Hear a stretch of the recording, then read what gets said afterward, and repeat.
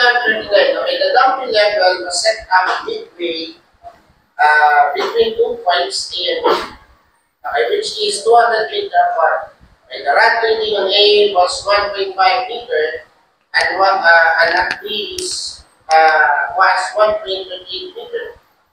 Due to the difference in elevation between A and B, assuming that the instrument used is obtuse. Okay, so therefore there's no error. Okay, so this is sample problem number 1. Okay, so name of the class, okay, the dumping level was set up midway between A and B.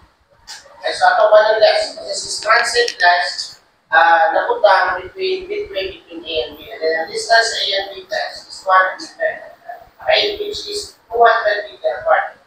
Okay, the rod rating on A was 1.5 meter, and at B was 1.38 meter. So therefore, kung A nasa left, at B nasa right.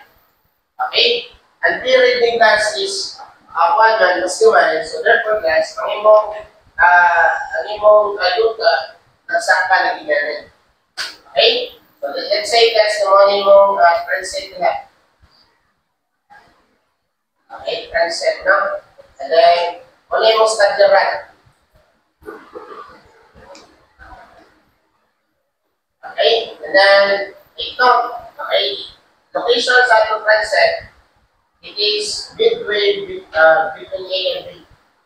Okay, so this is B and A. Okay, so ang iyang line of sight, true line of sight test, ganito. Ano yung true line of sight niya? At is a true line of sight. Okay, since na-error test, so sa mga iwan niya, na-error sa reading mo. Example, okay, mo na yung imong contest. Mo na yung itong set kanan. Kung yung ulo sa robot pa. Okay? Kung saan mo maka-error. Okay, kung wala na level of Mario. Okay, hindi na-snap na may, hindi nakahangan. Makakubalo. Okay, so therefore, ang imong reading ka guys, imong basa at link. The action siya, tulog. Hindi tulog na sa pili babaw. Okay? Okay, hindi na magbata. Okay, hindi na magbata. Okay, so dulo, babaw, nasa bata. Okay, manig error ka ron. Yung reading mo, kung hindi mo reading, di ka niya padong ka, hindi mo reading. What about the sa, this is only assumption. Okay, so ang reading na to, at A bilang ito. 1.5. 1.5. Okay, 1.5 meter. How about B? 1.3. 1.3. Okay, meter. So, this is the error. Error to it. Error. Okay, how can we solve the volume error? So, therefore, this is 100 meter. Okay, 100 meter. Okay, and yung pagkita sa problem is compare the difference elevation between A and B. Okay, so, pila yung value natin S.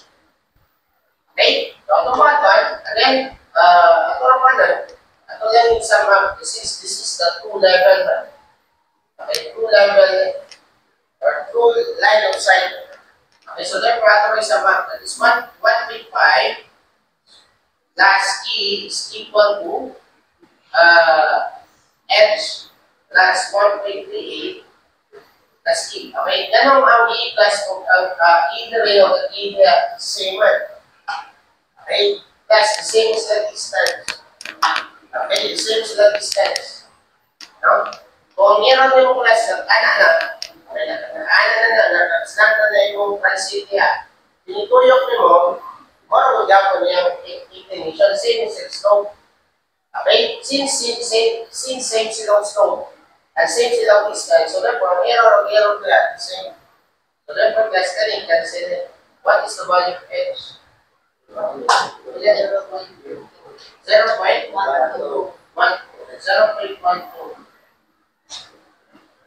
Okay?